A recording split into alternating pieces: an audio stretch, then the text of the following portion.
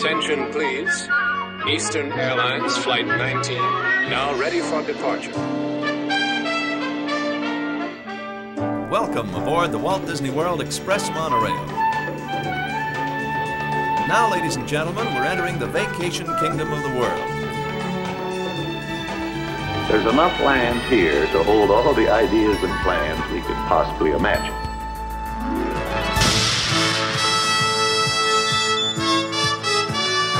We call it Epcot. Will be our experimental prototype city of tomorrow. Welcome to another episode of the Retro Disney World Podcast, taking you back to the vacation kingdom of the world, the way it was, and the way it is in your memories. All right, welcome everybody to episode 27 of the Retro Disney World Podcast. This episode is entitled Tomorrow's Child, and we'll be taking you back to Spaceship Earth and discussing a little bit about the design behind it, the construction, and the ride, and all the changes that have been done over the years. Before we get to that, as always, sitting in with me tonight is Hal Bowers. Hey, Todd. How's it going, Hal? The radio voice tonight, coming in live from Tampa. I'm trying to remain seated because I know that my time machine vehicle is going to rotate any minute now. That's true. You got to be comfortable for that descent back. Absolutely. And Mr. JT Kuja from Ohio, Rubber City of the World. Hi, how you doing? How's it going tonight, JT? It's good. We had a tornado last night. Oh, wow. Yeah, we're good though. You're good. All right. Yes. You have a rubber bunker with a speed ramp to take you down there? I wish. Straight to Goodyear. Yes, that'd be cool. And then, as always, we have Brian P. Miles from the City of Brotherly Love. Party on, Todd. There we go. Look at that. In tribute to Wayne's World's 20th. Wow. 25th anniversary, right? It's got to be 25th. 92, yeah, 25. 25th anniversary, so... Are they going to turn Mike Myers into a cake? If you're old, yes, the birthday cake, Mike Myers. But if you're old enough to think that, wow, Wayne's World was really old, that was a long time ago, welcome to our podcast. Exactly. It's all things retro. So we're going to jump right into corrections and comments here.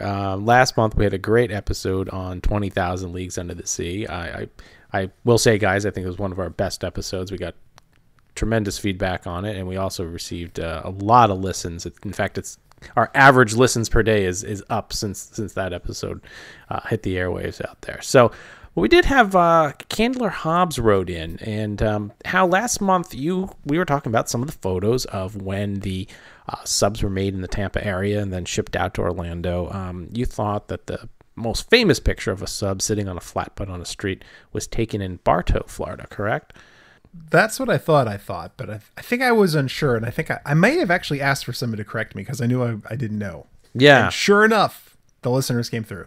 Exactly. So Candler Hobbs tells it was wrong. The photo was actually taken in downtown Plant City, Florida, close to the intersection of West Reynolds Street and North Collins Street. The yellow brick building is still there. And he says that really not much has changed. You can go onto Google Earth and spin it around and type a look. And there's another picture with one in front of the First Presbyterian Church at the corner of West Reynolds and North Thomas Street. And there's another one at West Reynolds Street. And he sent us the links to the photos. We'll include those in our show notes.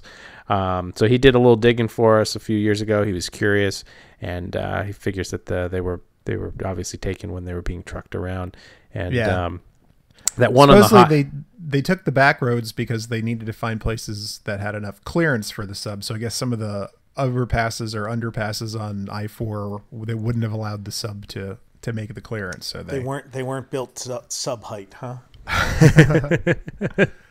They weren't subpar construction, though, right? Wah, wah. No, but actually, the tires.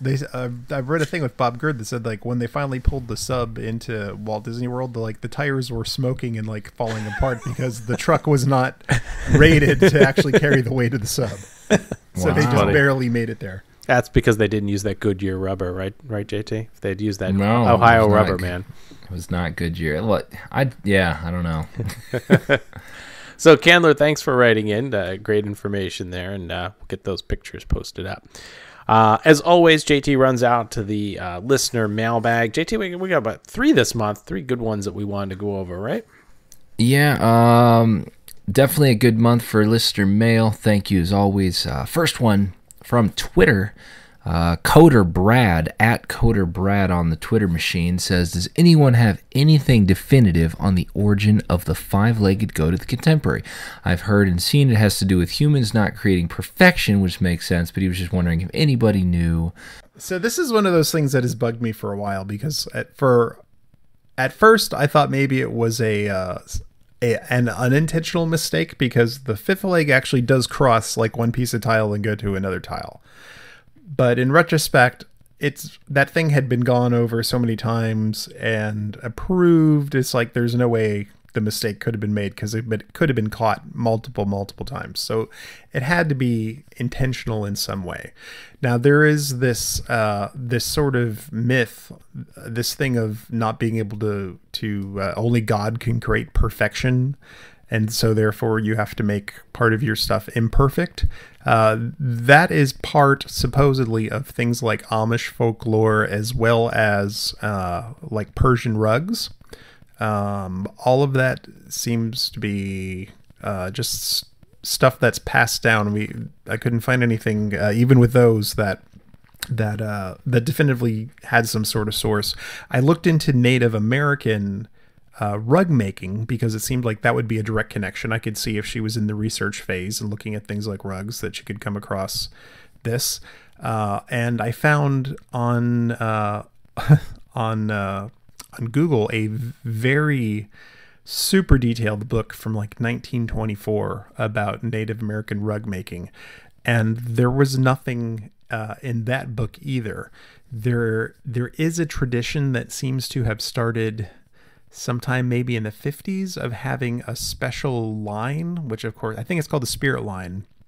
And there's a tradition in rug making where you don't want to trap the creative energy of the piece inside of the rug itself. So you leave this one thread coming out. So that way the energy can come out, and then it gives you, you can then feed off that energy to make your next rug, which is kind of an interesting thing.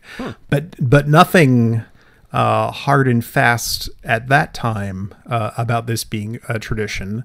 Although by the time you get to the 1970s and 1980s, there are people making rugs that are adding intentional flaws, and supposedly their grandmothers told them about it. So it could be one of these things that just kind of, in modern times, found its way into that art of rug making, but it doesn't seem to be anything actually from like traditional Indian culture. So I did finally, I asked, I can't remember who it was now. I think it was Stephanie on Twitter, if someone had a picture from the last Mary Blair book that came out. And there was a book by John Canemaker, and in that book he actually mentions that there's no way to directly attribute that quote about the mistake to Mary Blair herself. It was something that people thought of later on. I did a bunch of research to try to find where that quote might have come from in Disney publications, and I can't find anything earlier than like 2002 that even mentions it. So wow. It's still a mystery, but she never actually explained it herself to anyone. So it could be a very small internal reflection on something, or bigger meaning that we don't know.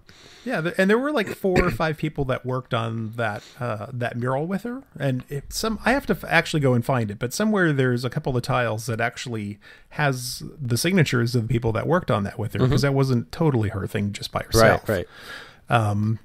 It's possible one of them came up with the idea, and she thought it was cool and did it. So interesting. Yep. Great research. Awesome. Thanks. Yeah, can you just cue some Indiana Jones Raiders of the Lost Ark map room music right now? And I'm picturing how in a library or like a Walden Books, just looking up rug making books. That's right. Reading. These are the extents that I go through in order to find these answers. Just blowing the dust. Yeah, working hard for you. And if any of our listeners haven't done so, go up to where the Contempo Cafe is. You can get right up next to the tiles. You're literally just a couple. You can actually touch them, and when you stand in front of them, realize that those tiles are 3-dimensional. That the way that the glazing's been put on, it's really, really cool. So if you can, take a look at them, super up close. But And if you're hungry at Christmas time, you can buy a Christmas cookie with the 5-legged goat on it from the Contemporaries pop-up bakery stand there that they have at Christmas time. So if you want to eat the goat, yes, you can eat a 5-legged goat. I think they have Rice Krispie treats with the 5-legged goat on it too. I only got frozen things there before. I would have totally eaten the goat. Yeah, absolutely. Hey, goat. It's the goat of the goat, the greatest of all time. Better not to mention that again. So, Coder Brad, thanks for sending that question in. Awesome research, Al. Coder Brad. Next one, we got an aloha just for you, How. I finally thought of a good question. I thought I remembered a scuba diving outfit in the seas with Nemo that was originally from 20,000 Leagues. The suit was located in the walkway once entering the building. However, I visited a few months ago and didn't see it there. Is this something Reese is remembering wrong, or did she miss it? Any info on this, guys? The Q did have a lot of artifacts from 20,000 Leagues and some other things, nautical type things. And the suit, I do recall there was a metal diving suit that was in it.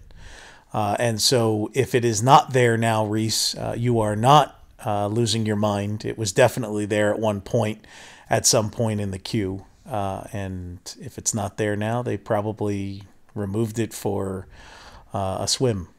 For those of you who haven't listened to our Living Seas episode, we talk about the queue area and how much different artifacts and reproduction diving bells and real diving suits and all sorts of stuff that the queue used to be filled with, because you actually would have to wait in there years ago, and it was much different than it is now with the all that fake sand and and you had to wait to get in to watch the movie. Right.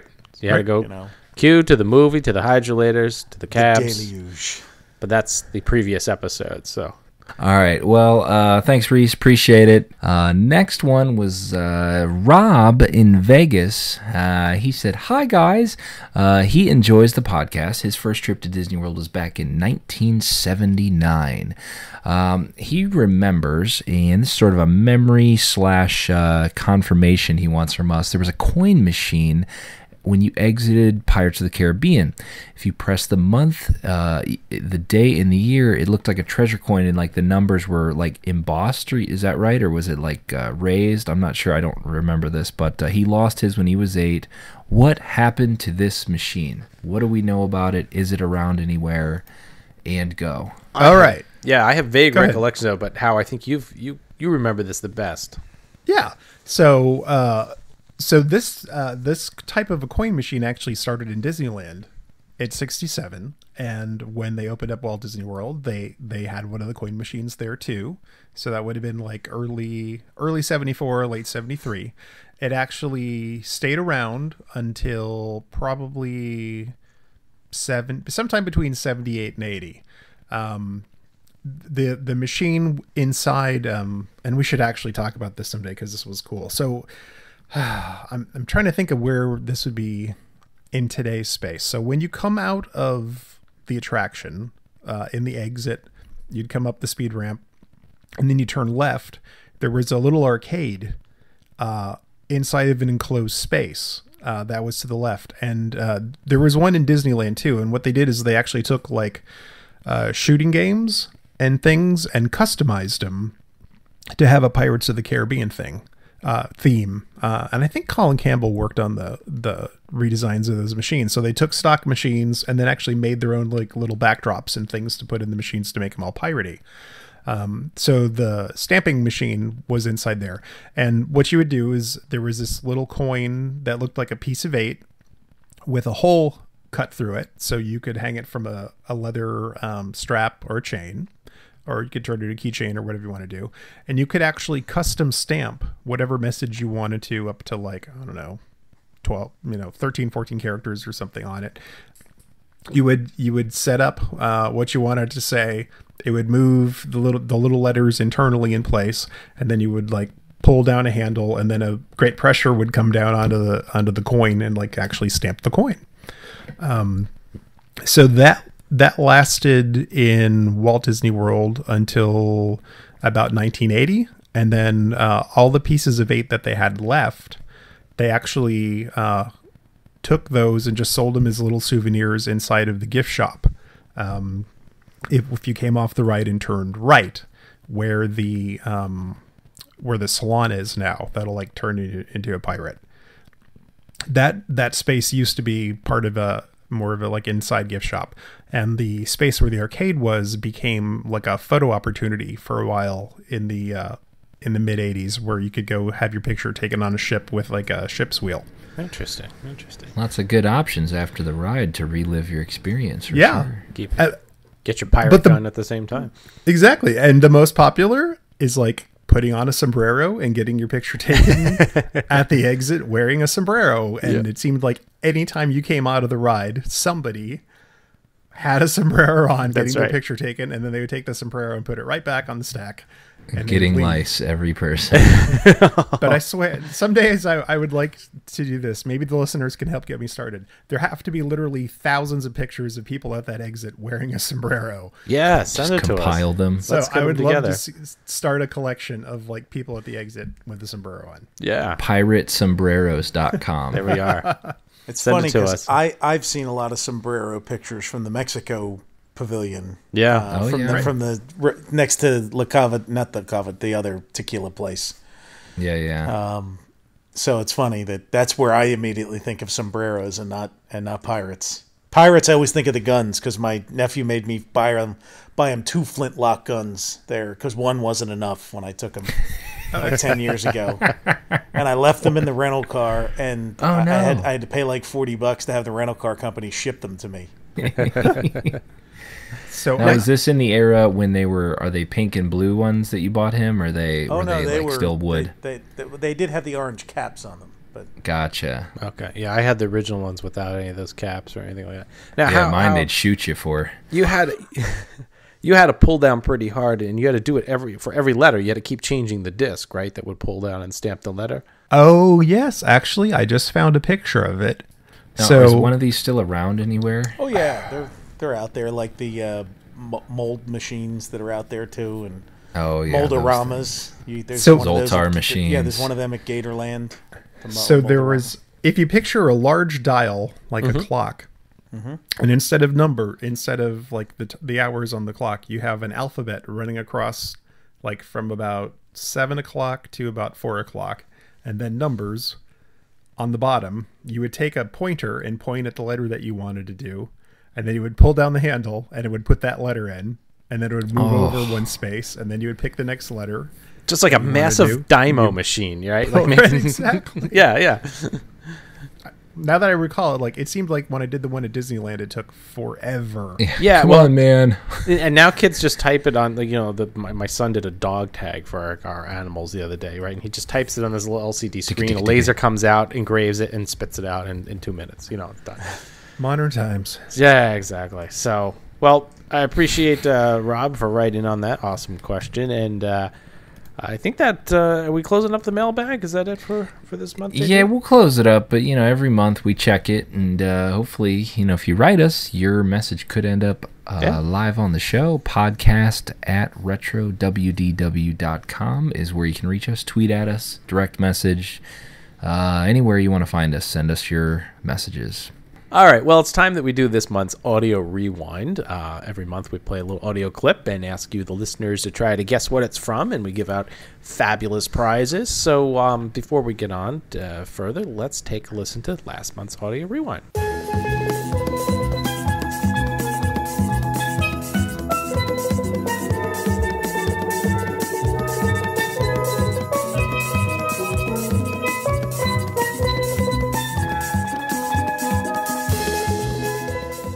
All right, so if you guessed JP and the Silver Stars, which is the steel drum band in Adventureland, you are correct. They were playing Lara's theme, which was composed originally for the film Dr. Zhivago. And also, Brian has another name. What's the other name of the song? Somewhere My Love. That's right. Somewhere My Love. So we do have a winner this month. It's Frank Shell. Congratulations, Frank. You guessed correctly. And you'll be receiving a set of retro WDW pins, including the Lake and Lagoon Tour, our Globe logo, as well as the whatchamacallit. And we've got the same prize for this month if you can guess this month's Audio Rewind puzzler.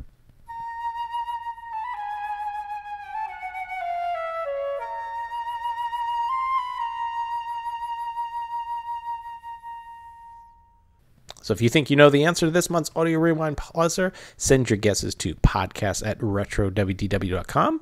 Have all entries in by April 3rd, 2017.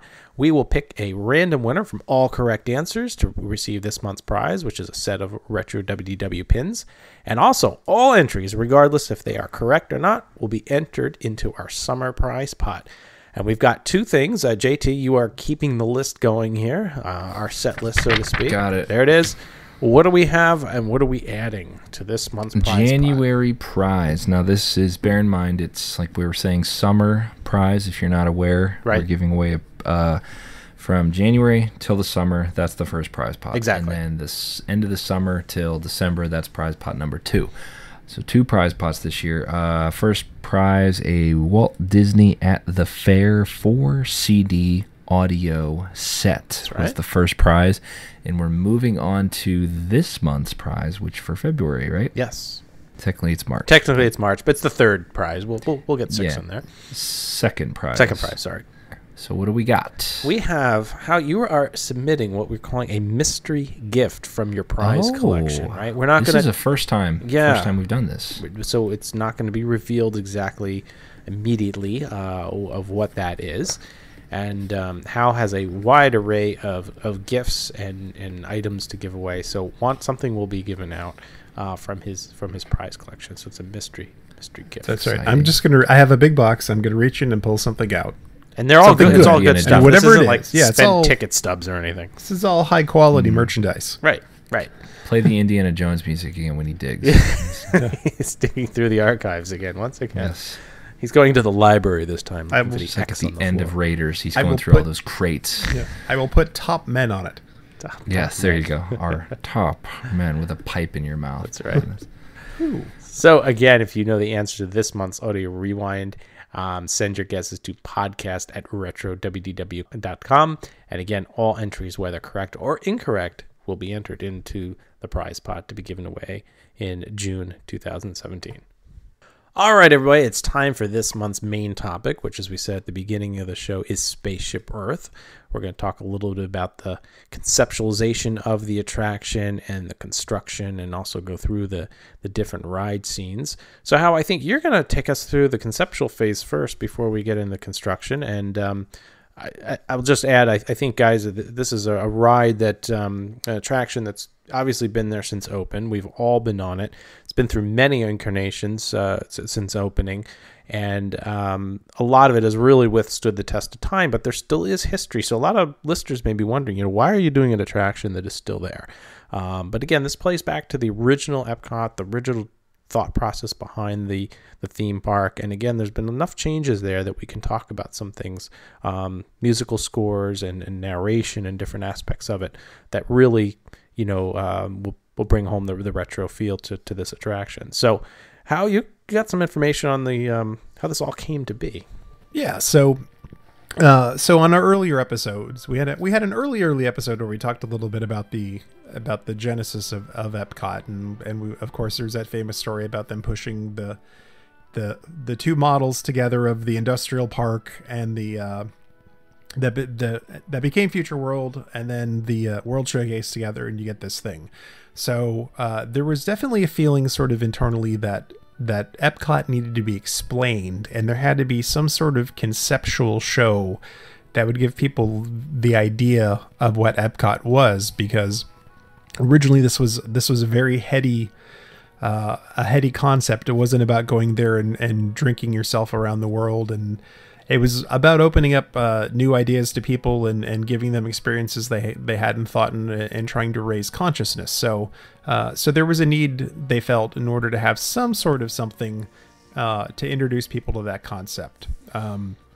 They were influenced certainly by the World's Fairs in '64. They got a lot of experiences when they went there and looked at the other pavilions. They copied a lot of stuff from Expo '67 in Montreal. Right. There's some stuff that's just dead on lifts, including a geodesic dome. Right. But one of the interesting things that happened at the World's Fair is that there was a American pavilion that had a history story in it that was written by Ray Bradbury, the futurist and science fiction author. And he ended up becoming friendly with Walt Disney after the fair was over. Walt invited him to the studio several times. He got to ride the People Mover before it was done, and he got to see Lincoln while it was working, probably the Disneyland version while they were working with that. And Bradbury tells a story about how they were supposed to have an hour meeting that ran over 4 hours, and then his Disney's secretary was furious at Ray Bradbury because he and Walt got along really, really well. So fast forward into the 70s when they're working on trying to bring this concept of a permanent World's Fair to life, and somebody got the idea of, hey, why don't we call Ray Bradbury, because he did this show for the American Pavilion, let's see what he can do. So they gave him a ring, and they gave him a document that was put together by a guy named Fred Williams from the Amber School of Communications at I think it's UCLA or maybe USC. Sorry, and he sat down with the team, and he figured out what were those events in the timeline of history that were really important in information and communication, and what were the inventions that happened along with those events that helped drive people forward. And he sort of put together the basic timeline, and then Bradbury took that timeline and tied it together with a story. So you have to remember that we're in the very, very early stages of Epcot at this point. You have probably seen all kinds of models, and the model from 1976, while there is a sort of Spaceship Earth looking thing there, it's not a geodesic sphere yet. It's just a dome. And the concept, from what I can tell at that point, is that it was going to be a domed theater, and they were going to run a movie in there. And that movie would sort of take you on a trip through history, introduce you to the concepts of communication and empowering people through communication in order to drive forward. It's almost sort of like, in some ways, the Obelisk in 2001. And then when that's over, the doors open up, and now that you're set up in your mind, it's like you're ready to go out and hit all the other pavilions and learn like crazy. So on July 22nd, 1977, Bradbury finished up this thing that he called Man and His Spaceship Earth, which he just writes is a concept by Ray Bradbury. And you can find this. We'll link to it out on the internet for you to download it. It's a absolutely fascinating document to see this concept in its real proto stage. And a bit of it actually did make it into the first version that ran. But I'll quickly read some of this, and I think you'll see how this sets up the entire concept of Epcot that we were familiar with at that point. He says, Man and His Spaceship Earth is an introduction to the Epcot Center future world. It is an optimistic statement. He says, in the chapters of our Man and the Spaceship Earth story, we'll seek guests' understanding of the relationship between communications and survival. And then finally, the Epcot Center future world will be depicted as today's form. So they actually saw Epcot as a way to disseminate information to the public that they would carry them home to do things in their communities and in their lives. It says here, the tools of survival are continual hands-on use for our tools to become the electronic world of information and communication. These tools help us to better understand and manage our instruction book for Spaceship Earth with accurate and relevant information about energy, health, the sea, the land, outer space, communications, and transportation. So there, he's just wrapped every pavilion right up into that. One of the things that I thought was really interesting going through this a little bit more is he talks about three time periods, and you'll see how these actually end up reflecting in the attraction as it stood. And the last point actually shows you where they were headed for when they were looking for sponsors. So my understanding is when they were first trying to get sponsors for this attraction, they were actually not looking for telecommunications company, but actually computer companies like IBM. So, and here's why. So the first period represents the recording of information. The second period marks the dawn and flourishing of disseminating man's recorded information. And then the third period is the era of processing of information. And this is where the computer sponsorship comes in. There's this term that you would saw all throughout Epcot during the 1980s where they talked about the age of information. And that's something that's completely lost on us now. And it just sounds silly and hokey. But this concept of being able to have computers actually help us to be able to sort through all of the information that exists. Even today, that's a huge issue, fake news and all that stuff. So he was really getting at something here. And what you see if you go through this document is it's a little bit of a bigger show than what we got. It's definitely more film based. But you can see how once they signed the Bell system as a sponsor, they just kind of tweaked the ending there to sort of de-emphasize the computer part of it. They talked about it, even in the Cronkite version, they talk about it a little bit, but you can see they tailored it a little bit for their sponsor. Right. Yeah. But it's go find this. It'll be in the show notes and read it. It is really fascinating. So tying directly into that, how? So people are thinking, oh, Spaceship Earth, Disney coined the term and the phrase and all that. And that's incorrect. Disney used this. There was a book called Operating Manual for Spaceship Earth by Buckminster Fuller. It was written in 1968. And the book itself was about relating Earth to being a spaceship, going through space. And it has a finite amount of resources, fuel, etc., and can't be resupplied. It was a short book, but if you think about that, and think about us riding on this spaceship Earth, it's a direct correlation to that. So, as Hal pointed out, they didn't really know if they wanted a geodesic sphere at first. They looked at, from the construction point of view, what it would take to do things like St. Peter's Cathedral. As Hal pointed out, they were very inspired by the 67 dome, the Expo 67 dome in Montreal. That was a big gold dome that they were thinking about building. But Gordon Hoops was the WED's project designer on Spaceship Earth, and his intention was he wanted to create an atmosphere for the guests that raises their spirit and kindles an excitement for the human experience in the future. So really, that's what started to bring about the idea for the full sphere, as we call it. Now, if you think about that, originally it was just they thought maybe we could just rest this thing on the ground, but they wanted to elevate it and bring it up. So that the guests could walk under it. Now, with that, they obviously had a lot of engineering challenges with that because you can't just support this on some sort of structure without the outside skin just completely ripping off or anything. So they had to do quite a bit of research on it. They hired MIT. MIT did a number of wind tunnel tests to see what would happen by raising this sphere off the ground. What would it do to the pressure and the changing of the winds, so that they didn't want people walking underneath or waiting in line for the attraction and just being knocked down by a gust of huge wind. That passed the test, and they said, okay, we can raise it. So here's a question for you guys. How many legs does Spaceship Earth have?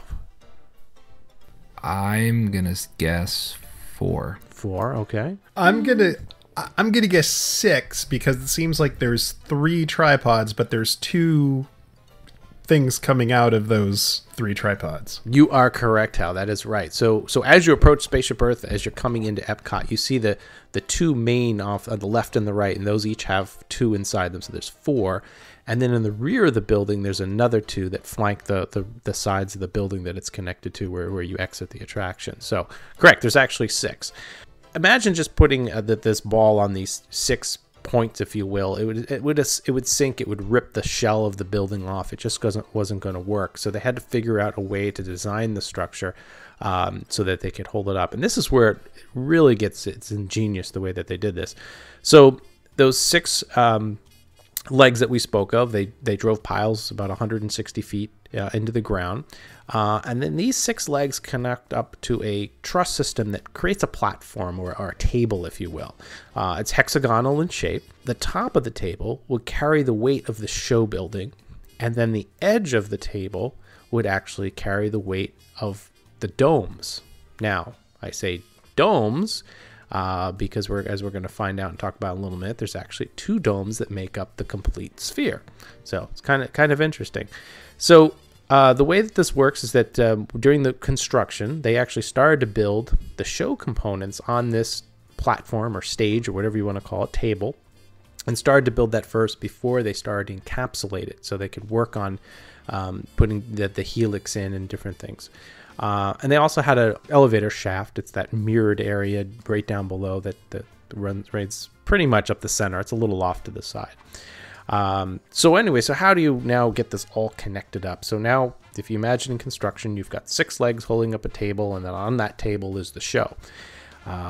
They developed something called quadrupods, and these were basically pyramidal steel structures. They were welded off site, and then they were bolted into the hexagon. And because of different sizes and shapes and everything, they were able actually to turn that hexagon with these quadrupods a circular pattern. And that was around the bottom 3/4 or so of Spaceship Earth. These quadrupods were really, really key in being able to produce Spaceship Earth the way that you see it today. This is where we get the 2 different domes.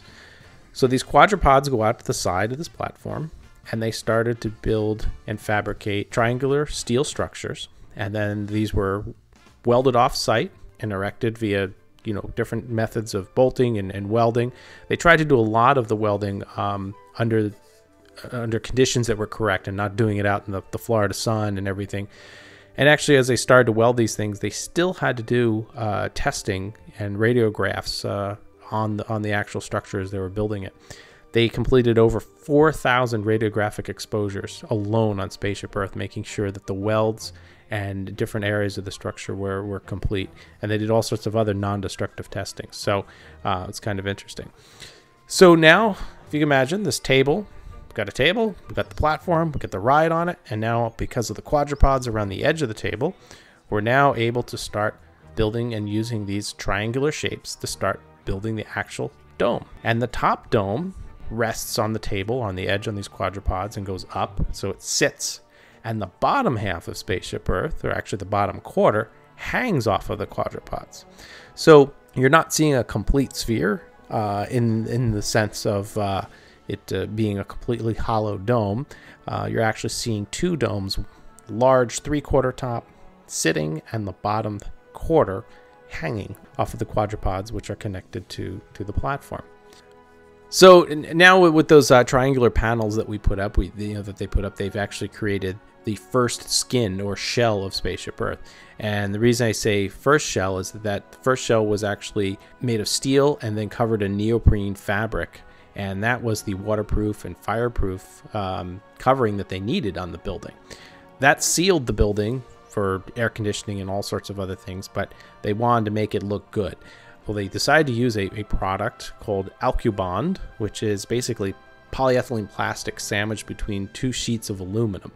They did all sorts of lightning tests and exposure tests, long-term weather tests on it, and it just always remained the same. And apparently Disney even said that it's self-washing, but that, as we know, they have to power wash Spaceship Earth now and then, so that didn't really last. But these Alcubond panels are what you see today. There's been some urban legends that years ago the surface was so highly polished that it would ignite the surrounding landscape on fire as the sun hit it, or if you stood in the right spot, World of Motion attraction, you could get a sunburn at the right time of day, and that's that's all false. There's no such thing as that. It's not a precise place exactly where the beam hits the map room. That's right.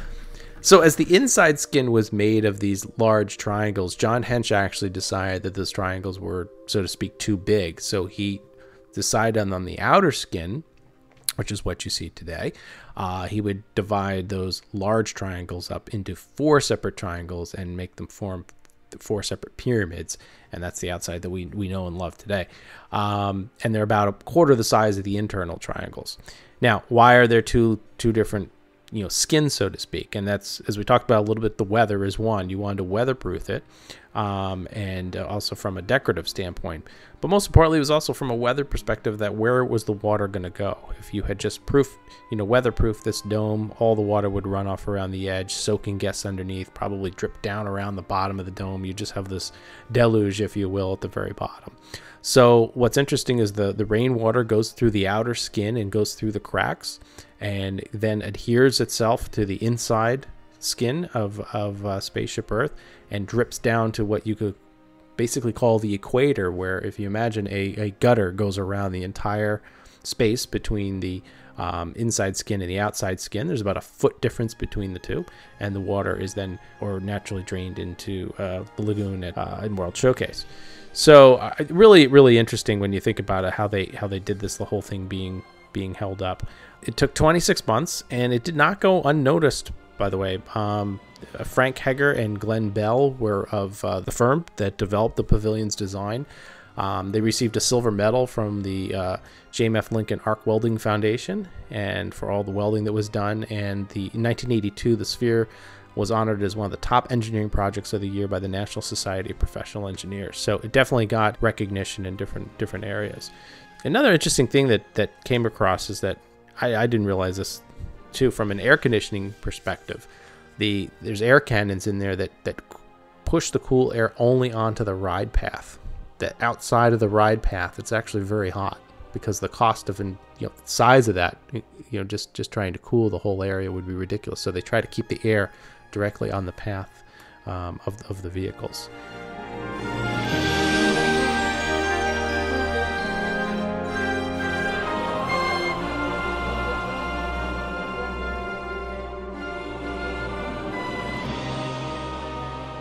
So speaking of vehicles, we need to board, but more importantly, before we do that, we approach Spaceship Earth, and we're going to walk up the entrance ramp. That's right. So in the old days, when you walked up, there was a little poster stand right there with a really cool poster of Spaceship Earth there.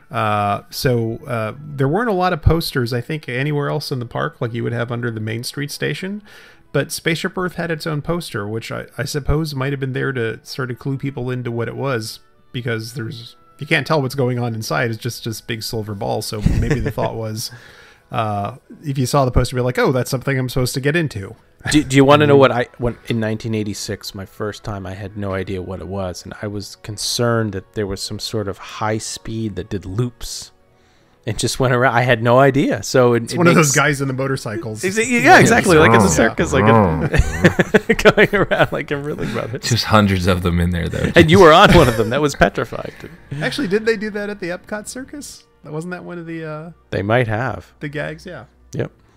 So you have that, and of course the other thing that you see is that enormous mural of the caveman and the spaceship and the astronaut. Yeah, one of the best murals. Yeah. So that mural is by a guy named Claudio Mazzoli. He's Italian, and I don't know when he learned English, but apparently he learned English and came over. I think he somehow or another ran into Mark Davis or something, and they invited him over. But he went and worked for WED for 8 years and worked on a bunch of different projects. And I had no idea, but he actually was the conceptual artist that came up with the layouts for all the scenes in Spaceship Earth. So there's paintings of all the different scenes, and this was Claudio's work. So this was not a Mark Davis ride. This was not a Raleigh Crump ride. This was a Claudio Mazzoli ride.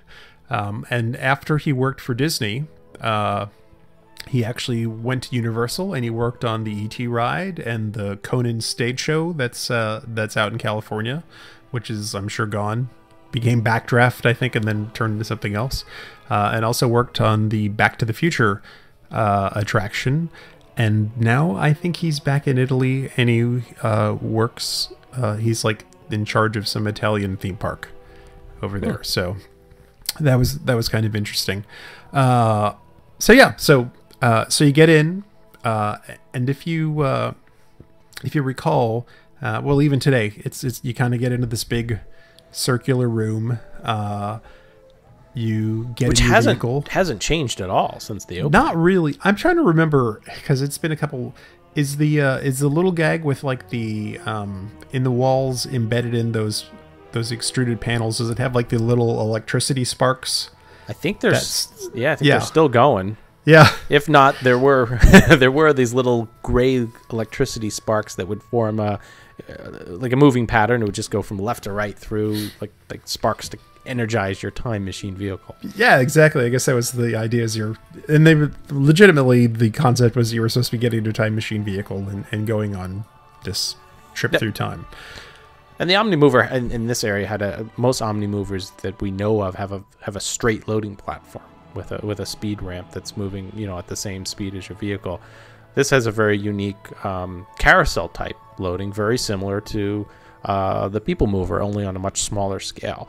And I think they get about 5 to 8 vehicles maybe on the load at any given time. It works really well. It does.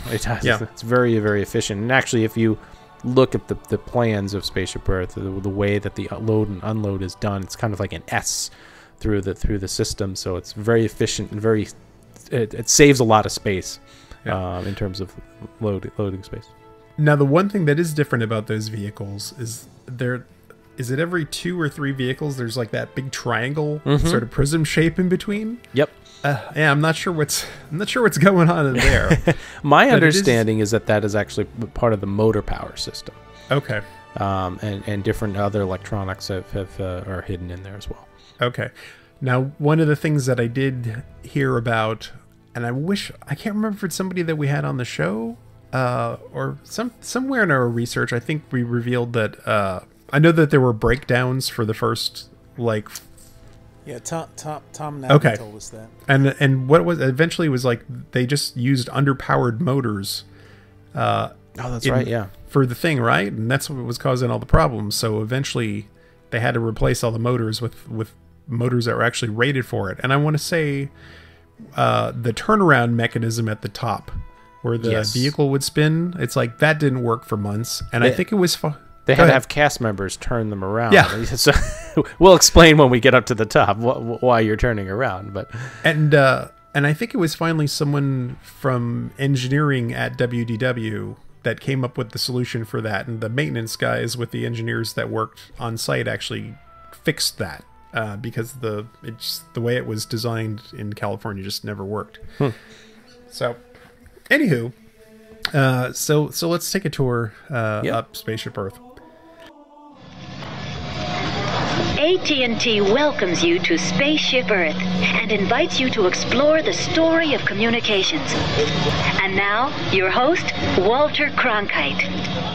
So you get on your vehicle, which does not have screens. That's at right. This point. It's just your blue vehicles with speakers. You go by the electric guys, and as you start to go up to the up ramp, if you look up, you can kind of look up in the ceiling and see a star field up there. Right. Now, originally there was fog too, is my understanding. Is that when it first opened, the star field was added later on, and there was this fog that you would go through.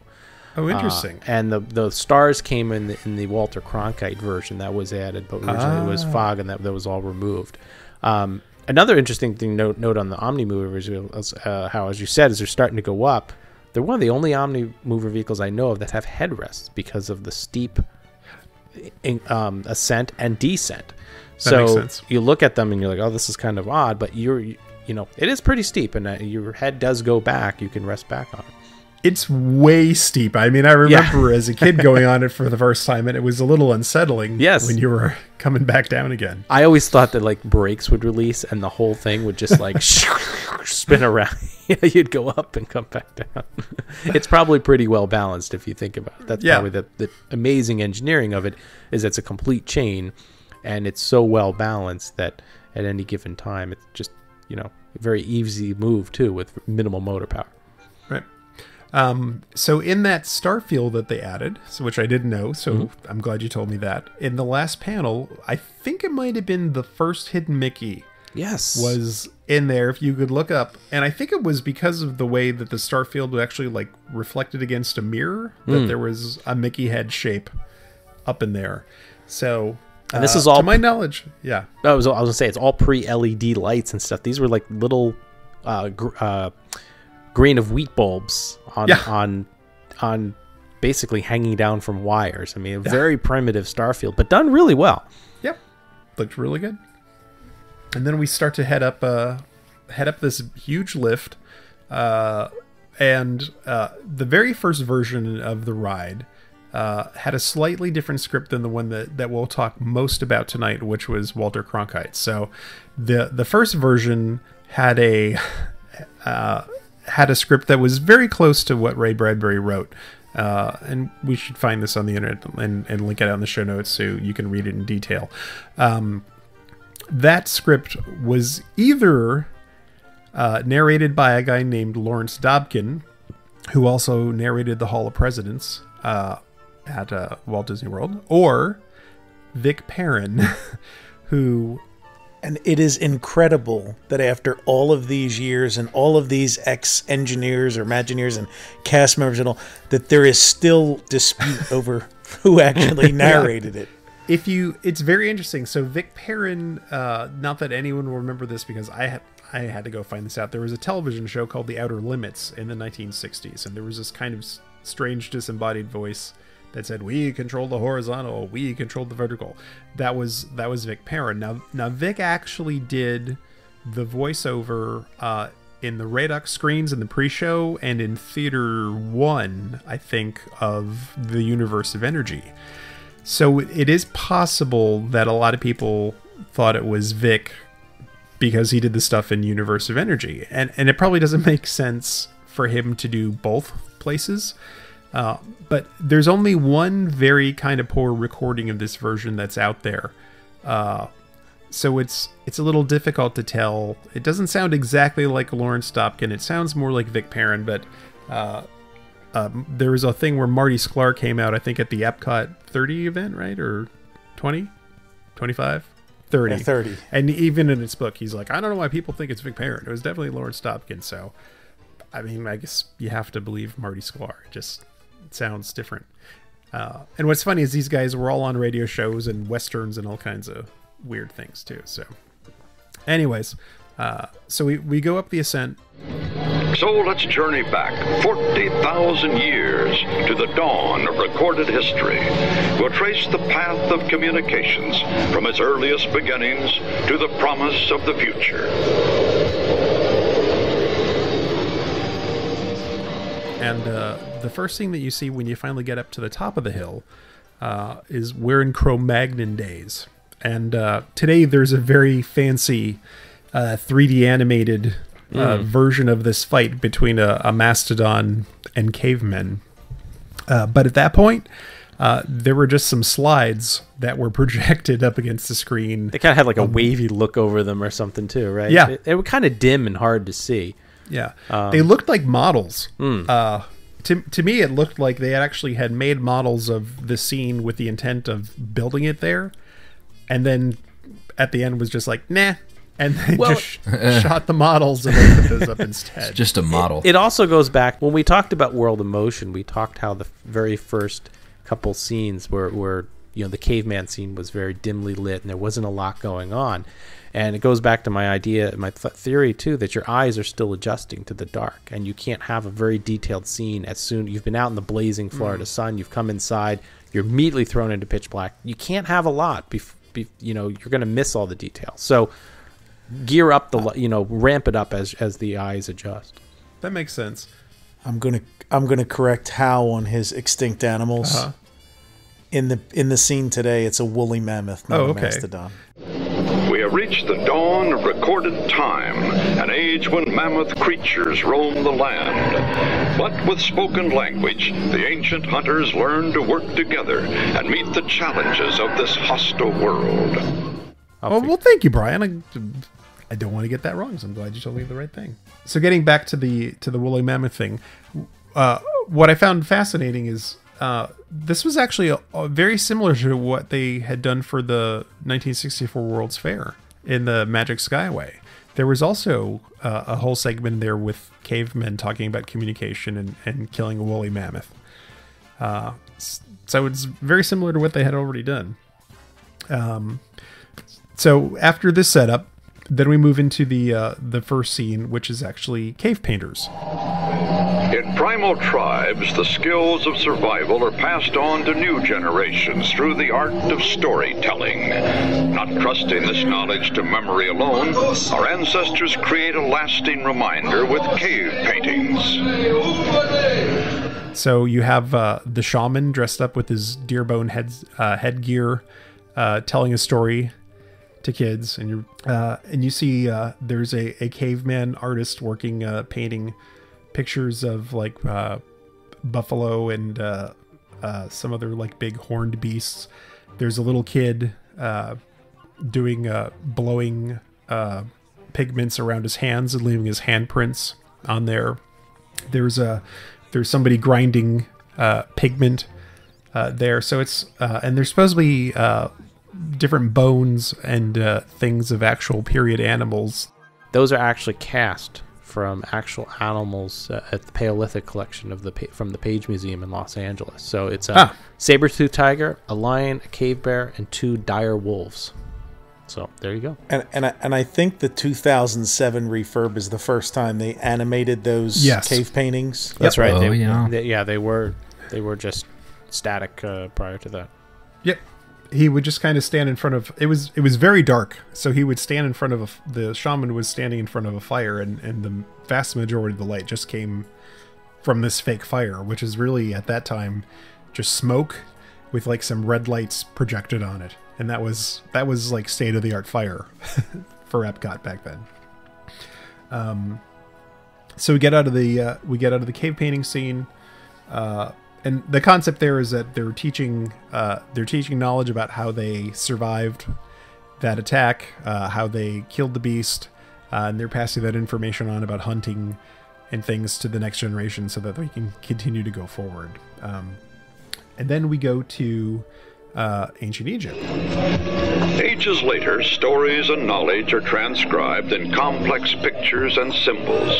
Hieroglyphics mark the rise of written language. And soon, with papyrus scrolls, the written word begins to travel out across the land. You end up in the time of the pharaohs, and as you approach the scene, on the right-hand side, you saw a temple, and way up at the top of one of the columns, there was a guy up there putting hieroglyphics on it, and he would kind of move his arm up and down and kind of pretend like he was like tapping at that. And that guy is gone now. I'm not sure what happened to him, but he disappeared probably in like 2007. Accurate. Those hieroglyphics are accurate to the gods of Anubis, Soker, and Thoth are all represented, and apparently the translation takes up several pages. All right, so then on the left-hand side, you see a guy with a Beatles wig working on making papyrus. And actually, it's pretty cool because they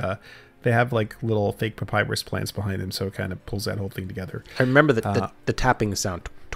Oh, yeah, that cut through everything. That cut through the attraction like the guy going, hee hee hee hee, yes, in the world of motion. And it bothers me that his hammer or mallet, whatever you want to call it, never touches the paper, because obviously it would wear a hole in it. But I was always, come on, make it at least look like it's touching. But actually, this is one of the few places where they did animatronics without any like clothes, so they had to do a really good job with the skins to like keep them looking real there. They always looked a little oily though, I thought. That's true. Well, it was hot in Egypt. It's true. That's true. It was just the sweat. It's warm. It was the sweat. Yeah, they're just very hot. So paper is the invention here that's going to drive us forward. So being able to write things on paper in order to disseminate that way. And then we've got the guy making paper, and then we move up to the pharaoh and his wife. And I don't know what the guy is supposed to be who's standing around with him. He's very intimidating. He looks like William Howard Taft, I think. And you've got one of his like agents, I guess you could say, scribing whatever he's dictating to them, and it is actual Egyptian or whatever the language was at the time. But it can be translated. If you're interested, we have the translation. Oh, fantastic. So yeah, so the Pharaoh's just up there rattling off this or that and the other thing, and they're writing it down, and we're starting to see how the info gets passed around. And I think they had some scrolls too, which then leads to the next scene of the Phoenicians. The value of writing for accurate record keeping appeals to Phoenician merchants. They create an alphabet, simple enough for any to learn, and share this new tool at ports along the Mediterranean. So one of the effects here that I think has kind of been lost, or at least you have to really look for it now, is the fact that what the scene is supposed to depict is two people meeting on two different boats that are pulled up next to each other. Right. So you should be able to actually see both boats rocking, and there's a guy with a rope actually like holding the two boats together off to the right-hand side. But that main scene is these two traders meeting, in the water, trading stories and these scrolls back and forth. One of the reasons it's hard also to picture the boats moving is there used to be a third boat in the scene off to the right, like approaching them, and that boat was removed during one of the rehabs over the years. So there used to be a little third boat, kind of forced perspective coming up on the scene. Cool. In classic Greece, the alphabet grows and flowers with new expression, and a new stage of storytelling emerges. A stage on which we examine our world and ourselves. The theater is born. This scene has changed a little bit today versus the way it was in the old days. So, in the past, when you got up to the little Greek scene, it had the columns like it has today. But it wasn't Abraham Lincoln or whoever that is, like talking to guys sitting down. They were putting on the play Oedipus Rex. Right. And there was a superly overly animated guy with his arms swinging around like crazy, wearing a mask that stood on the right. And then another guy kind of kneeling down in front of him on the left. And then like a slightly shrunken, tiny little guy in the back to try to keep the forced perspective going, who was watching the two of them talking about this. So the concept here was to talk about how theater is drama and math and some of the other the theater arts. And I guess in today's version, they decided to go with math instead of theater as the thing that the Greeks obviously did come up with math and all kinds of other things too. So, well, I think the show now is less communication based than it was when it was with Bell and AT&T, and now with Siemens, it's more about information and mathematical and you know. So I think that's might have been some of the change, because now it's more of a like I said, technical. The Romans built a mighty system of roads, a long-distance network to carry laws and tidings over a far-reaching empire. We move out of the Greek era and into the Roman era, and to me, this is one of the greatest little scenes that they have set up. It's so well done. It's so simple. One of the best, and it looks so good. Yeah. And what the scene shows is a Roman senator talking to a centurion he's up on the steps and the centurion's kind of down, and there's a boy holding these two horses. So this guy has come in his chariot to deliver this message. And there's this really neat forced perspective painting where it shows the city that they're in kind of going down off into infinity, and then there's a hill behind it. And in prior days, there were little projections done where all the flames were in the show, right? I should say on the painting. So you sort of had this idea that there was like different lighted fires, torches all throughout the city, and there was a really neat little projection effect which was hand animated. It didn't totally match, but it was a really cool idea, where you saw like a chariot going down horizontally across and then turning a corner and then kind of going off in the distance. And that effect was removed during the 2007. It was one of my favorite pieces of that ride.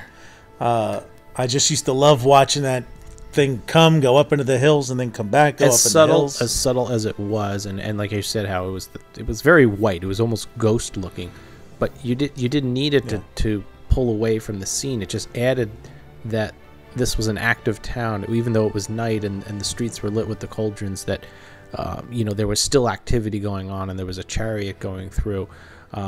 It's really neat. And another, how you mentioned the cauldrons and stuff going down the street, lighting the street up.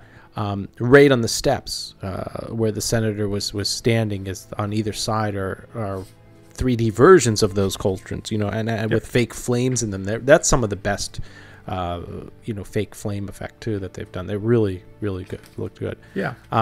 There's also there's a Latin inscription that you see, and actually that comes from the 12 tables of Roman law that were codified around 451 BC. And so that's what they were originally put on bronze tablets and put in the marketplace. But and then there's a statue, which is the statue of Augustus. Cool. Oh, that's right. So that statue and those things are, as you're approaching the scene coming up out of Greece, it's like you sort of see that there. It is interesting, the way that a lot of the sets are designed are very minimalist. There's a lot of cases where the set pieces just literally run up against black. Yeah. It's not fleshed out. They didn't do like wall-to-wall background paintings. They use lighting and minimal sets like very effectively through a lot of this. I think they had to do that because also too that the change from scene to scene was so drastic. It wasn't like you were just moving from Bob doing A to Bob doing B, Right. It was you're jumping thousands of years and you had to make that transition. You had to almost cut to black and then fade up again. So a lot of these as I was talking about, up against a black wall, or some of these little additional props in the scenes that weren't lit as well, they added to the ramp up of that scene as you approached it. So as you come out of the Roman scene with the senator and the centurion, glorious Rome falls victim to the flames of excess. Ages of knowledge are lost or forgotten in the ashes. and you see just sort of like a window and some... there's actually a really neat effect with like timbers being lit from the inside, and the infamous smell of Rome burning, along with the smoke and soot. And isn't it true that some days it seems like if you're outside of Spaceship Earth waiting, you can smell it? Yeah, there's a distinct... and it's not even the there's just this distinct Spaceship Earth smell that if you go under where the gift shop is, as you're starting to come around the elevator shaft, it just wafts out and hits you. It's for some reason that area to me is always where I smell it. There's actually some graffiti too in the scene. I can't read Latin, but I think it's qui amat pere. Maybe I don't know if that's the right way to say it, but it says, "May whoever loves perish." And that's what the graffiti is. So I've never even seen the graffiti, and I've got to go find it in that scene. But all is not lost, for Islamic and Jewish scholars continue to preserve ancient wisdom in noble libraries. In their travels, they record knowledge and share their findings with cultures east and west. So our next scene has gotten a little jokey over the course of time. And that is, we now go into what is now called the world's first backup system, because, we see Rome burning. Right. And all that knowledge is lost. So now what? And here's where we get into the weird sensitivities of today. So originally, it said that Islamic scholars had this information stored in their libraries. Then it became, during the Cronkite version, Islamic and Jewish scholars. And now I think they just say Arab instead of... or Middle Eastern or something, right? Yeah. Yeah. But what was fascinating about the way this was set up, and I found this document that someone was selling on eBay that actually lists out all the items of clothing that all the animatronic figures are wearing.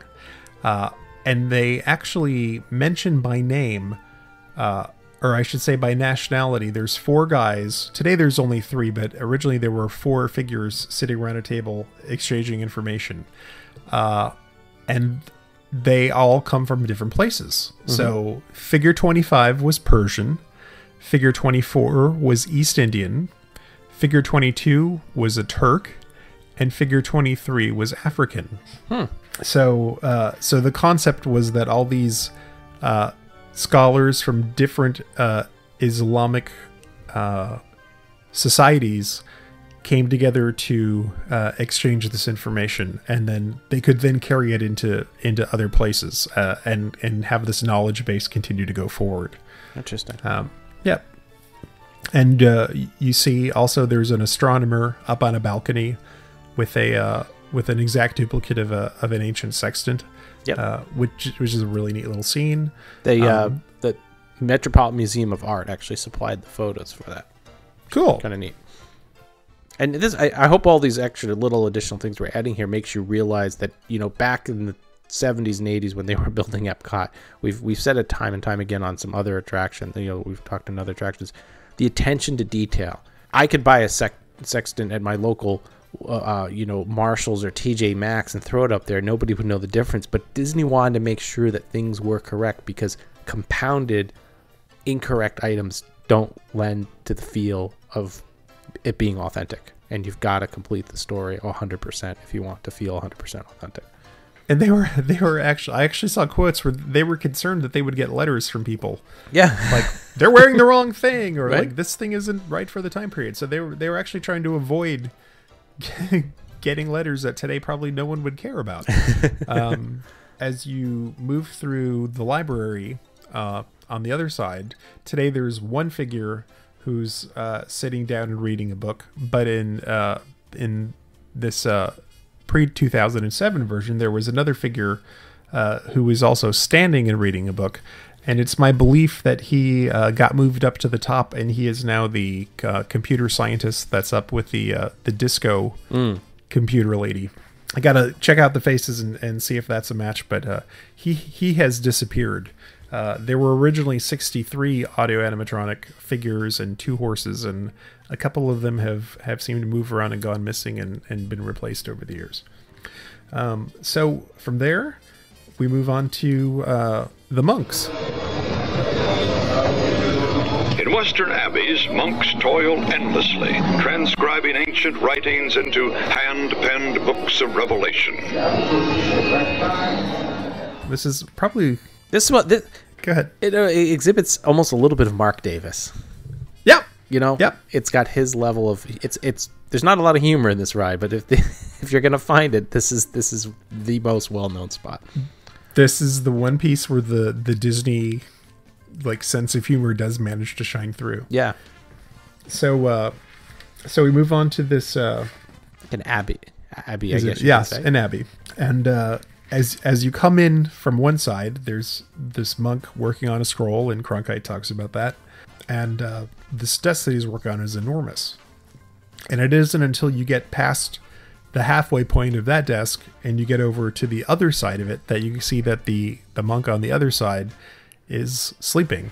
And it's still exactly that way today. That gag hasn't changed at all. Yep, his body's going up and down. You hear him snoring. You've seen it. You feel like you can breathing on you. And his pen is just still in his hand. So very simple, but super effective and very entertaining.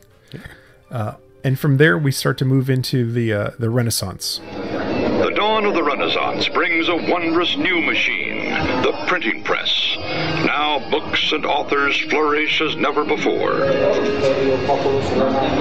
And we all know who Gutenberg is. He invented basically the printing press, so that you could make copies not by hand. And he's inspecting actually one of his first print. He's got the big magnifying glass up, and you see his face through it, but it actually is printed. It's an actual page of the original Gutenberg Bible that he's inspecting as it's coming off the press. So this is a scene where somebody disappeared and ended up someplace else on the ride later on, which I didn't realize. I was fortunate enough to to start digging into some of the stuff and was looking at some of the Martin's vids. They went through, he and several other people in the WDW Magic forums did a lot of detective work on this. So I'm standing on the shoulders of him in this case. There was a figure that was sitting sort of at a table. I think it might have been a type tray, and it was a sort of a youngish man. That figure got pulled during the Walter Cronkite time and got moved up to the top of Spaceship Earth, and he'll end up being the boy that's working on the computer once we get up to that section. So that scene that we'll talk about wasn't there, and that figure got relocated. But yeah, it's a real neat little scene of them, and they're actually working the printing press, and you can see the guy pulling on the press to bring it up and down, and it looks fully functional. It's a neat little scene. Yep. So from there we go in and we see the explosion of the arts in the Renaissance period. The Renaissance, a time of renewed interest in the worlds of poetry and music, science, philosophy, and art. There's students working on some drawings and paintings. I think now he's picking out like color swatches or something. Yeah. Which seems odd. With burnt umber and titanium white. There's a sculptor who is working on a marble statue. What was weird is when the ride opened up through the Cronkite era, there was an exposed breast on the statue, but when they redid it in 2007, they chose to cover up that exposed breast because I don't know, I guess. So you get to see that aspect of the art. There's musicians on the other side playing not a fiddle, something else, a lute and some other. It's a lira da braccio. Oh, thank you. So today there is a guy that looks an awful lot like Andrew Jackson talking to someone else. But when this ride first opened and through the Cronkite era, there was a schoolmaster reading Virgil to students. Mm-hmm. Who were sitting down and reclining, and one of those reclining students ended up back in the Greek era in today's version, so he got moved around. And from there we move into a neat, powerful little scene of Michelangelo working on the Sistine Chapel, and you kind of slide underneath him. And I gotta say, this is one of the first changes that I noticed. This scene used to be so much more powerful, and we're going to talk about another one that had a lot more power in a little bit. But Cronkite would say, "Behold the majesty of the Sistine ceiling." And the music kind of came up as he said that, and as you passed under that Sistine Chapel.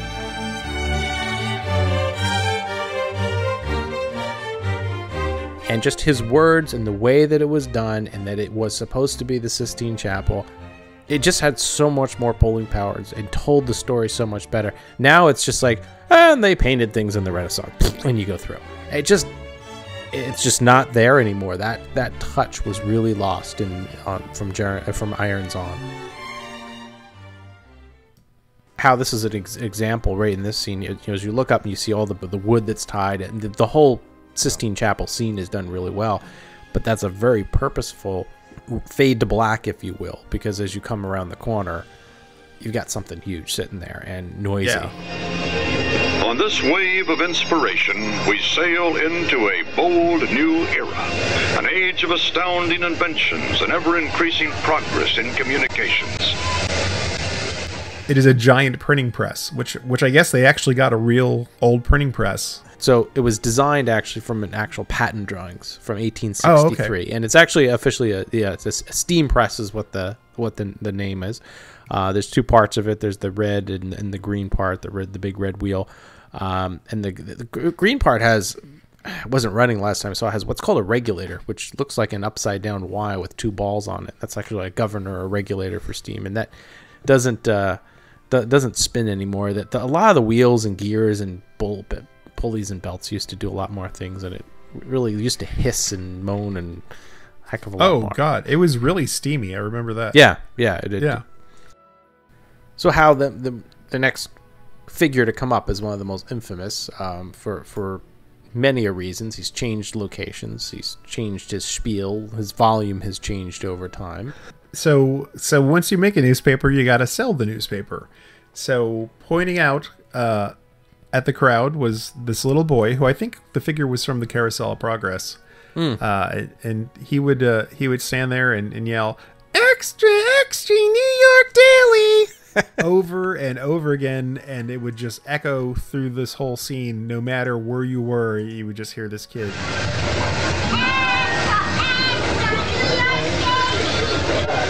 And then in 2007, they picked him up and turned his back to the audience and moved him as far down that little forced perspective fake street as they could.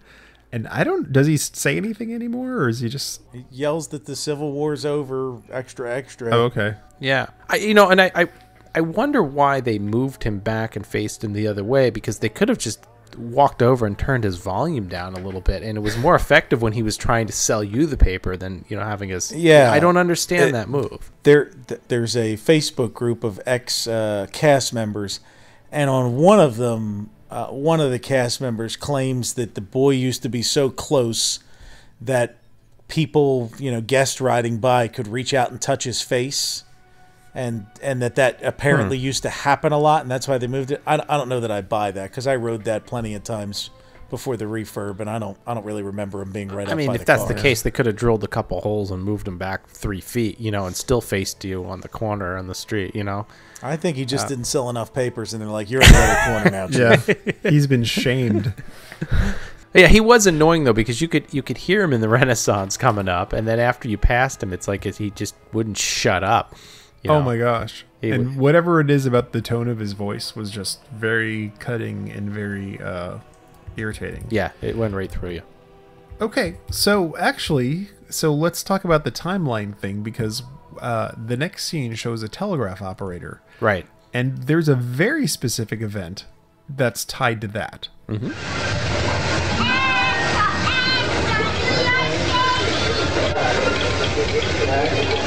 The telegraph thing that they're reading is actually about the Golden Spike being driven at the Promontory Summit. And that happened on May 10th, 1869. So how does that fit in with your...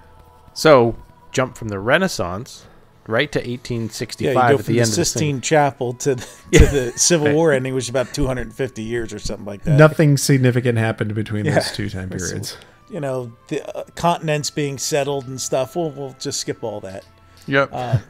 Then you go to the telegraph in 1869.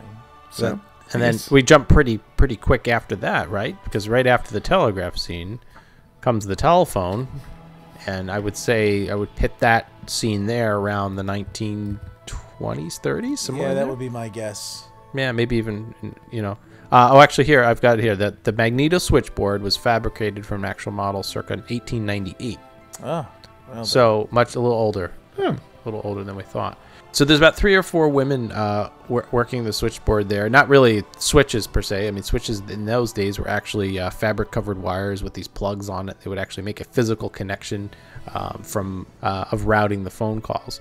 And if you listen carefully in that scene, you can certainly hear some little, I'll patch you through, so-and-so calling for so-and-so, and kind of a little bit there of what a party line was or how the switching worked. Oh, and we also didn't mention that there's the little the theater facade with the ticket taker inside, just on your right hand side, and she reminds me of the ticket taker at the Main Street Cinema in a way. It reminds you of what it used to look like over there. So now the idea here is that we've gone from sending that information over the wire to being able to speak it directly to movies and information, newsreels brought directly to you. And then flipping back to our left comes another media, right? Yeah, the wireless. The wireless. If you can communicate with wires, you got to get rid of the wires. That's right. So then we have a scene of a radio play being recorded.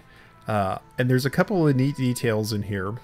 One is that the microphone had the letters. It looked as if the call sign for the radio station was WDP. So that was Walt Disney Productions, which is what the name of the company was in '82 when they made Epcot. So there was a little nod there. And inside of the booth, today there's only one radio actor, but in the old days there were two.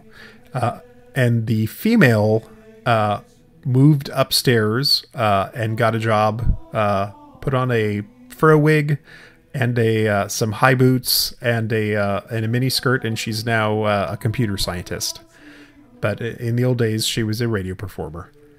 And then once you got past the radio star, there was like a little like a radio tower with an animated effect of the like the waves coming out of that, which leads us to the 20th century. Then television brings the world into our homes, profoundly changing our perceptions of life itself. This to me was like one of the cheapest scenes that was done, that it did not look very good. It was this dad with like a 5 o'clock shadow sitting on a couch with his wife, and the daughter like sitting on a table or sitting on a little stool, and they're watching the Ed Sullivan Show and Ozzie and Harriet, and a little Walter Cronkite news clip. But the scene behind them was this sort of like abstract concept of a cityscape that just didn't read very well. It was kind of like black with like some windows and some cutout things, and it just looked really, really cheap. And it's been redone now. It's been restaged. They actually make it look like the inside of a house instead of this other abstract concept with like rooftops and antennas. And they added a figure in there from the Jeremy Irons version of the kid like laying down. Yep.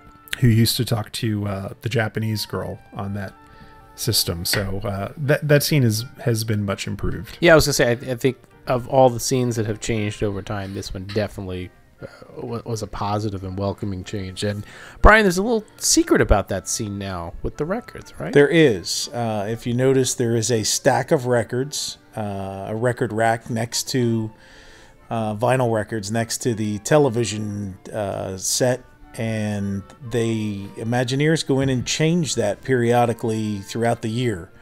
So Christmas time, usually there is some Christmas album that's put up towards the front of it. Over the last couple of years, the Beatles' Greatest Hits album was there for a long time, which of course is funny because the scene is set in 1960-something, and the Beatles' Greatest Hits album wasn't released until 1982. And there was a Jimi Hendrix album up there for a while, and so they generally rotate. But you'll notice if you ride it more than a few times a year, take a look at the record and see if it changes. Sound of Music, I think, was there, or Mary Poppins. The Mary Poppins soundtrack was in the rack sometime in the last couple of years too. That's cool. Yeah, so that's a neat thing about that scene. And Hal, wasn't there a thing above the TV at one point that had like 5 different screens? Yep. Originally, you had the TV, and then you're right. There were different screens showing to like different pieces of different channels or something. Yeah, exactly. So you're trying to get like more of a broad feel. Yes, I mean you go from newspaper to telegraph to telephone to now you're in television, which leads us to where? Yeah, the computer. Instant communications create an ever-increasing flow of facts and figures. To manage this growing storehouse of information, we invent the computer, a revolutionary tool made practical by the tiny transistor. Oddly enough, in the original version, this Vic Perrin version that ran until the Cronkite version, there was not much to look at in this one area that we're going to speak of, and they actually went back and added 2 scenes into this area. And what was it before? It was just like scrims or something. It's so non-memorable. I cannot remember what was there, and all the video from that time is so dark. Yeah. I can't get a clear picture of what it was. But they went back and added 2 rooms, and one is the kid who used to be pulling type out of the type tray. It's his boy's bedroom. His bed is on the left as you come in, and then he's over on a desk like with a PC working on something, and he's got some games and things shooting about on the desk. He's got a game called Space Hop and Parcheesi and a couple of board games stacked up, and he's doing something on his computer. And I have a personal story about this scene, because back when I was in my troublemaker days and visiting the parks quite frequently, I noticed that right between the bed and the track, there were a pile of comic books there. Mm-hmm. And I thought, oh, boy, that could really use something else, because if we're trying to make this realistic for what would be in like a teenage boy's bedroom, it's like there's one more piece of printed material that needs to be there. See where this is going. So keep it clean, Hal. This is a family show. Yeah. So Hoot Gibson and I went across the street to the Crossroads Plaza one day, and I picked up 2 copies of the latest issue, and I knew I would have to throw it from the car over to the scene in order to try to get it into place. So I brought some rubber cement with me, and I cut the cover off of the one magazine and then rubber cemented it onto the back. So that way, no matter which way it landed, it would land with the cover up. And then I also rubber cemented the pages together so that way it wouldn't flay open as I was throwing it. So we found a quiet time when there weren't many people around us. We rode up, I got to the edge, and as we hit that scene, I just flipped it out. I had it in my backpack, and back then they didn't check backpacks or anything, so you could carry anything that you wanted to into the park. And it just, with a gentle toss, the Playboy flew over and landed perfectly next to the comic books. And we told friends about it, and for a good month and a half, 2 months, it stayed there because it was in a place where, you wouldn't really, it was bright enough, or if you looked there, you would see it, but really you wouldn't notice it that much. And then about 2.5, 3 months later, all of a sudden, the lighting in that room was radically redone. It was much brighter, and there was this plastic thing that looked like a 35mm camera on a tripod pointed out towards the cars going by. Trying to look like he had a camera set up in his room, but more of a security thing. So somebody eventually found it, and then they decided to make some precautions against that. So that's funny. If you happen to ride during that time period, you may have seen a little bonus item in there. That's right. So once you get out of his room, then there's a mom working in a paperless office. So she's in an office, and this was really the concept. It was supposed to be computers, and then the concept of the paperless office, and she's doing her work. She actually came from the next scene, where she was one of the console operators, and they moved her over to have another figure for this scene. So you see, so this was actually in '86. People having home computers was still relatively novel. And as we talked about before the show started, Brian, what was the average cost of a computer at that time? Adjusted for inflation, $3,000, $4,000, $5,000, sometimes even more, as you got to the latter half of the 90s, or the 80s and into the early 90s. I mean, there were Macintosh models that were like $12,000.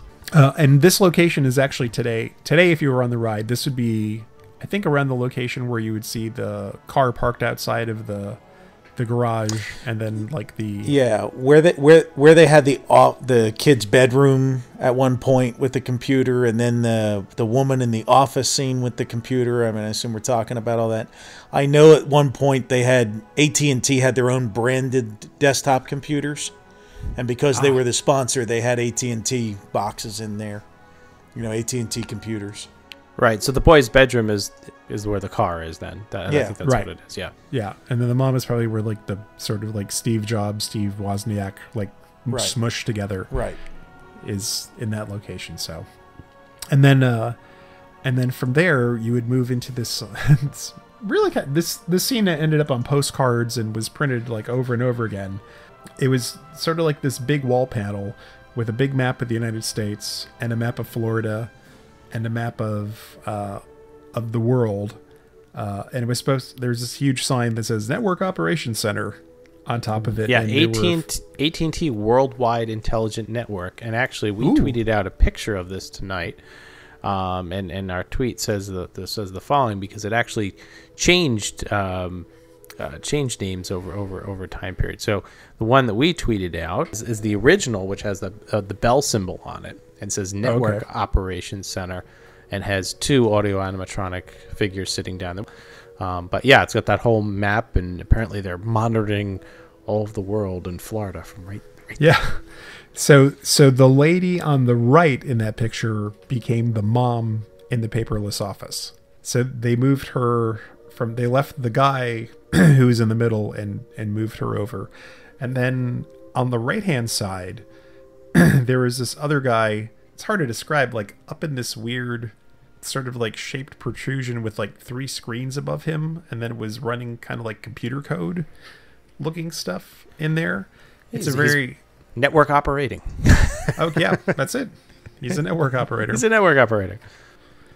So now we've gone through time to the Earth. We're seeing all this wonderful stuff, and now we need to have a really big conclusion, and we're inside of a giant dome. Today, we're merging the technologies of communications and computers to store, process, and share information. And we're creating a vast electronic network, stretching from our homes to the reaches of space. So in the Cronkite version, there were these neon tubes with these chasing. So it was these pink and blue hued neon tubes, and I don't even want to call them neon because they weren't as bright and they could come on and off very quickly. And they, if I remember, they had some sort of bubble or chase pattern in it. So when they lit up, they would give the illusion of speed. And they were arranged moving forward in different grouping patterns and stuff to give you this idea of, I don't know, maybe leaving Earth and going up above Earth, because that's about what we're going to do. And it really was a transition zone, done with lights and stuff. We have entered a wondrous new age, the age of information, a time of new promise and new hope for ourselves and Spaceship Earth. But I always like the effect, and actually if you ride it today, it's kind of strobes going off, but the original effects are still there. You can see them just turned off, and it's a shame because I wish that effect was good. It was a good transition. This will bring up in a second to one of my other pet peeves about poorly done transitions in the ride that have lost the original feel, and I think that was the definitely start of one of them there. Yeah, that was a really neat effect. You're right. I have to agree. This is another. The second and probably the most important transition I think that has been failed by the Jeremy Irons update. When you rose to the top and where you would turn, the theme that we all know, I believe it's called Space, was played, and it just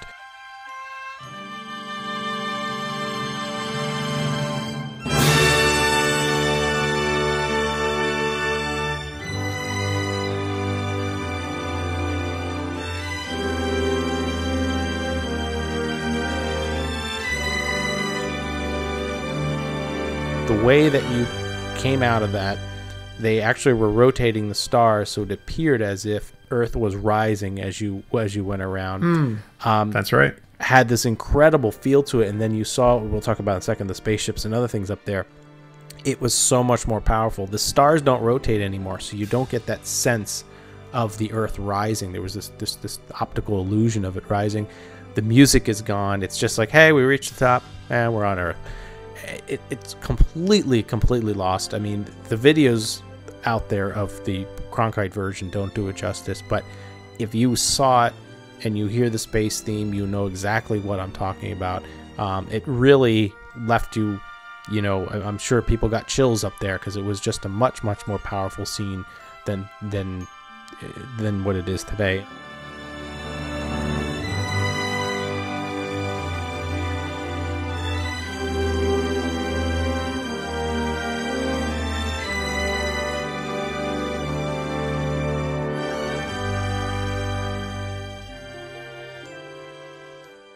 So we come out of this tunnel then, and then we're at the top of the building. Well, I shouldn't say the top because there's actually a huge dome up there that they turned into basically a planetarium. So once you reach the top, you're in space, and I understand that they had looked initially at getting a regular planetarium projector for use there, but all the ones that were in existence were not big enough, so they actually had to make their own, because there wasn't one capable of projecting the stars on the inside of the dome like they wanted it to do. So they had to do some engineering for that. So as you got your look at Earth, and then if you would kind of look up, I believe that's when you would see the astronaut working on the free floating cylindrical shaped satellite, right? So you'd see that, and then you would travel a little bit farther, and then literally almost right in front of you was this other satellite with solar panels with an astronaut working on it. Attached to that satellite is an arm, and that arm, as you're tilting back, as your car spins backwards and you start to tilt back, and you look in front of you, you see that arm is attached to this enormous spaceship, or maybe a space station, and there's a woman inside of that space station in a window that you can see, and she's manipulating the arm, and they're talking to the astronauts about the repairs that are going on, and all of a sudden you're in the blackness. You see this little bit of thing, then it leads to a little bigger thing, and then all of a sudden you turn around and like there's just this enormous thing in front of you, and it was extremely powerful. And then as you continue to go down, it almost looked like you got sucked into the spaceship, because there were these sort of like this entryway with like red lights around it. Right. It was originally supposed to be an airlock that you were going through. Okay, that totally makes sense. Yeah. I mean, that's what it seemed like. So, but the fascinating thing, as we've talked about in previous shows about when things get redone, if there's no reason to actually like remove something, it's left there. And in the cases, a lot of the changes that were made, because the stuff is stuck inside this geosphere, it's like there's no way to pull it down and get it out, or at least the costs to do that are so prohibitive that in the case with the spaceship, they did remove the astronaut and the satellite. They refurbished it, and I believe the story is they were going to put it back, and then they were just like, we don't want to. So it just never. They cleaned it, they spit and polished it, then they didn't bother to hang it back up again. They just decided it was not worth the money. No. Which is really a shame, because that gave you the sense of being up in space. You know, you were supposed to. That was that warp scene was you getting up in space, looking out at the space station and seeing the Earth in the background. So, yeah, I still go up there and cringe at the current version. It really irks me. Yeah. Now the original plan for up there was supposed to be the lunar surface.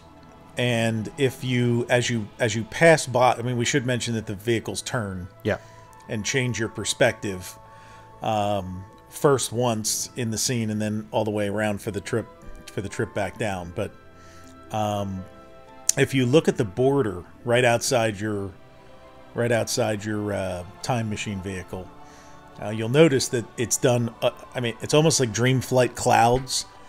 But it's this little repeating pattern that was to simulate where they would have put the moon rock behind it for the lunar surface, to give you that illusion, and it would have blended in with the moon rock. So it's actually cut there, and originally that was what the whole top. I mean, there's concept art and everything. That's what the whole top scene was supposed to be. Was that you were kind of on the moon, or above the moon, looking out at the guys in space working on that, and the space station behind you. And I guess I don't know if you've mentioned it, I mean, the space station's still there that the woman was working from. They just blacked the whole thing out. Yep. So if you have a really powerful flashlight or really strong eyes, you can turn around and actually see it behind you as your machine starts to rotate for the trip back to Earth. So you can see it sitting back there. Yeah. It's just got black paint over everything. Supposedly the character is there. The skin, the head is off of it. And just like the robotic part of it is left there, which I could see for a little while, but eventually they would go strip it for parts. Right. We should also mention what the moon landing with the top scene there was used for prior to opening. And, as they were constructing the exterior of the ride, they were also obviously working on the interior. And they were getting to the point where they were about to complete the exterior, and they still had a lot of work to do inside. The problem was they were getting ready to close up the bottom of the ride where, as it was wide open, they would send everything up the shaft into whatever floor it needed to go to. So Tom Nabby told us that when they, were getting ready to close the bottom up, they literally took all of the set pieces that had not been installed inside the ride yet and sent them up to the top and put them on the lunar surface.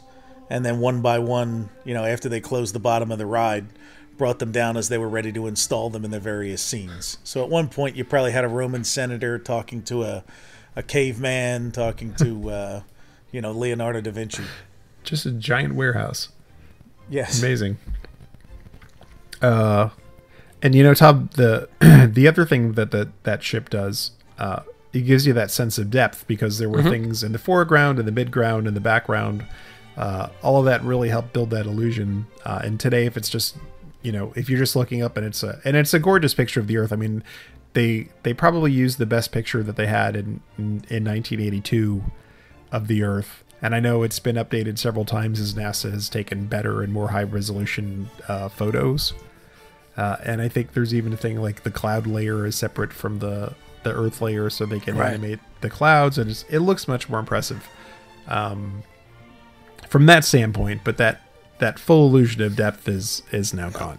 Yeah, it's completely gone. So yeah, like I said, I cringe every time. But so that's the point where when the ride first opened too, they actually had to manually rotate the cars for the trip back home.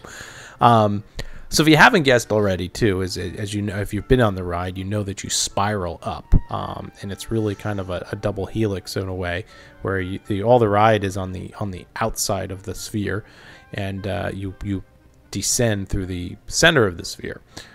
So your time machine rotates backwards, and again, those headrests come into play.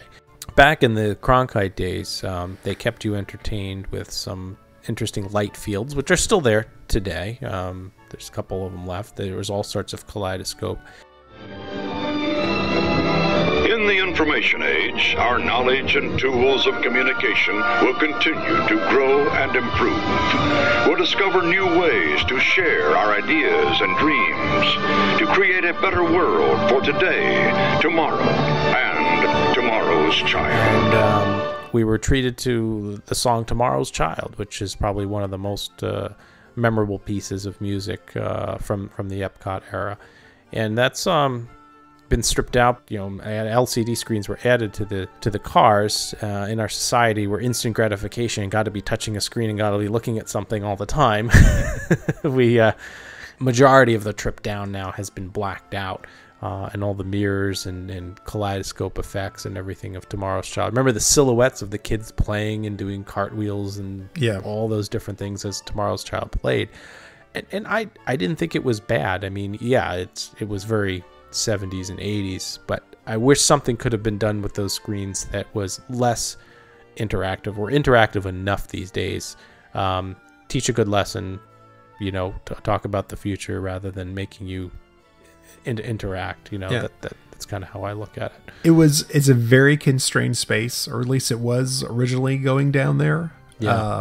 So there wasn't, like you said, it was literally just walls with mirrors, and even there were some cases where there were just video monitors on the floor pointed up, and the mirrors would sort of make them appear multiple times. It was very, very cheap. Very simple. I think what they did with the Tomorrow's Child version is they actually just took all the stuff that was on the readouts and added the kids on top of it to add a little bit more of a human element to it. It's like a really bad green screen. Yeah. The one place where that really did get improved was in the Jeremy Irons version, because there were places where they put futuristic cities to the side, and there was a neat section, which we won't go into too much detail here because it's a little too late, I think, for our timeline, but there were some neat static displays that were added to the top that were then they used sort of like a Pepper's Ghost effect to make it appear as if it was on the sides of the cars. when it's actually all up at the ceiling. But they seem to blow out the space a little bit better in that version and make it a little bit more exciting to look at. But yeah, it's some people like the screen thing and some people don't. And back then, the best we could do was like scrims and rotating lights and some TV sets. Ours is a time of unprecedented choice and opportunity. So let us explore and question and understand. Let us learn from our past and meet the challenges of the future. Let us go forth and fulfill our destiny on Spaceship Earth. So after you descend and you come down, you go down to the Omnimover exits in the same fashion with a rotating turntable. And I think we're going to end it here given the length of our podcast, but we should definitely do another episode with the Earth Station and Global Neighborhood and how that's all changed. And maybe we can incorporate that into some of the Communicore episodes that we do in the future. I do want to mention the lounge. Sure, the lounge absolutely. There, because I've been to it several times, actually. So originally the sponsor was AT&T Bell. And then Siemens. In any event, Siemens completely redid the lounge when they took over sponsorship. So it's very trippy, but one of my friends does a lot of business with them. So we were going to Disney. He got access, and we went up, and it's kind of like walking into, like, if IKEA designed a technologically advanced space. And there's a reception desk and a soda machine, as there always, fountain sodas there for you to get coffee and stuff like that. Nice bathrooms. But then in the back, down the hallway, they have all these meeting spaces for Siemens to actually have corporate meetings there. Different divisions and stuff like that. And it apparently gets used quite frequently. But the cool thing about it, from an attraction perspective, is that they have their own entrance to the ride. So when you're done having your refreshments or having your meeting up there, if you want to go on the ride, you have a VIP entrance. You get down a set of steps and you open a door, and then you walk down this little hallway that when you are coming onto the ride, where you're just about to go up and have your picture taken, there's a bank of windows on the one side, and that's actually looking out from the queue for the VIPs. And so they're kind of pulled from the other side and put in the cars if they appear at the line. So it's kind of neat. Well, guys, I think that about wraps up Spaceship Earth. It's been grand and miraculous, and hopefully tomorrow's child will improve it even more. We're still waiting for tomorrow's child to do something. In 1985, tomorrow's child is here today. That's the lyric, and it is true that they are here today. So let's do something. They're listening to the show right now. That's right. That's right. All right. As always, we mentioned some of our merchandise that we have. We have all sorts of T-shirts and mugs and all sorts of good stuff with House designs. And all proceeds go to help keeping this show on the air, as well as doing our film restorations, of which we have some fantastic new films in the digital conversion process right now. We're just waiting for them to become sent back to us. We have some awesome, really, really old Fort Wilderness footage. A certain type of amphibian is going to make another appearance in film. And we have two very, very rare 16mm films that are coming our way that we cannot wait to get completed. But as usual, or as always, I should say, Hal releases a new design with each episode. So, with the theme of Spaceship Earth, do we have anything this month, Hal? What are you gonna surprise us with? Yeah, we'll do. We'll do a Spaceship Earth shirt, because how can you not? Should we do something triangular or geodesic or Tomorrow's Child? something clever. Something clever and awesome. I would like a ghostly chariot. Oh, there you go. How about just extra New York's Daily in giant bold faces? That's actually a great suggestion, Todd. So there will be, Hal will surprise us. He doesn't have one ready, but I'm sure he'll surprise us by the time this hit the airwaves, and we'll certainly let everybody know about it.